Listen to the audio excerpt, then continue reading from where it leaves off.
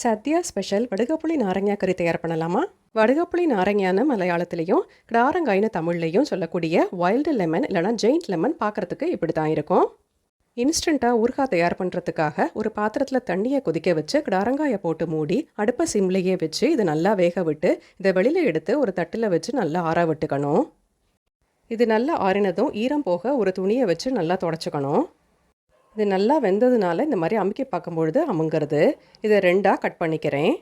இதோட ஒரு பாதியை சின்ன சின்னதாக கட் பண்ணி கொட்டையெல்லாம் நீக்கிட்டு ஒரு பவுலில் போட்டிருக்கேன். இதோட வேறொரு பாதியை வச்சு ஊறுகாய் தயார் பண்ணி வீடியோ போட்டிருக்கேன். பார்க்காதவங்க கண்டிப்பாக பாருங்கள். ஒரு அடி கனமான கடாயை சூடாக்கி காரத்துக்கு தேவையான அளவு வத்தல் மிளகாயை போட்டு நல்லா வறுத்துக்கணும். இது நல்லா வறுபட்டதும் அடுப்பை ஆஃப் பண்ணிவிட்டு கொஞ்சமாக வெந்தயத்தை போட்டு நல்லா மிக்ஸ் பண்ணி தட்டுக்கு மாற்றி ஆற வச்சுக்கணும். அதே கடாயில் கொஞ்சமாக நல்லெண்ணெயை விட்டு பால் பெருங்காயத்தை போட்டு நல்லா ரோஸ்ட் பண்ணிக்கிறேன். ஒரு மிக்ஸி ஜாரில் வறுத்த எல்லாத்தையும் போட்டு இதுக்கு தேவையான அளவு உப்பையும் போட்டு நல்லா கிரைண்ட் பண்ணிக்கணும். இதோட கொஞ்சம் மஞ்சத்தூள், கலருக்காக காஷ்மீரி சில்லி பவுடரையும் போட்டு நல்லா கிரைண்ட் பண்ணிக்கணும்.